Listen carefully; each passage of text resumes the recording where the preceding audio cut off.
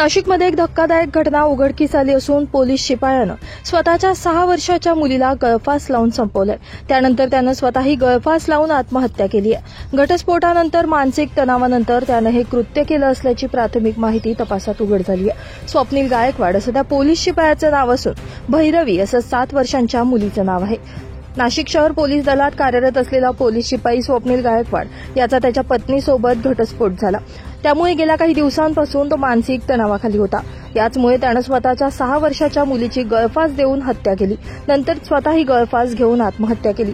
या घटनेप्रकरणी Nashik road police ठाण्यात नोंद करण्यात आली आहे। या प्रकरणी स्वप्नील गायकवाडच्या घटस्फोटित पत्नीकडून माहिती घेतली जाणार असल्याचं पोलीस उपायुक्त मोनिका राऊत यांनी सांगितलं।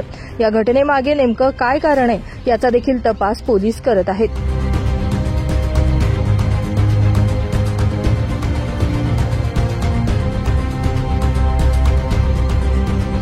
उपनगर पोलीस स्टेशनचे पोलीस कर्मचारी स्वप्नील गायकवाड यांनी आज स्वतःला गळफास घेऊन आत्महत्या केलेली आहे। ती बाब लक्षात आलेली आहे आणि त्याचबरोबर त्यांनी त्यांची छोटी मुलगी 7 वर्षाची मुलगी हिला देखील गळफास दिल्याचं प्रथमदर्शनी दिसून येत आहे।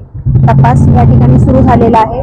नेमकं कशामुळे सदर प्रकार त्यांनी केलेला आहे याबाबतचा तपास सुरू आहे। नाशिक रोड पोलीस स्टेशन या ठिकाणी एडी दाखल झालेली आहे आणि FSLची टीम स्पॉटवरती बोलवलेली आहे। सदर कर्मचाऱ्याच्या पश्चात त्यांचे आई आणि वडील या ठिकाणी आहेत, त्यांच्याकडे तपास करत आहोत। ब्युरो रिपोर्ट, नाशिक माझा न्यूज, नाशिक।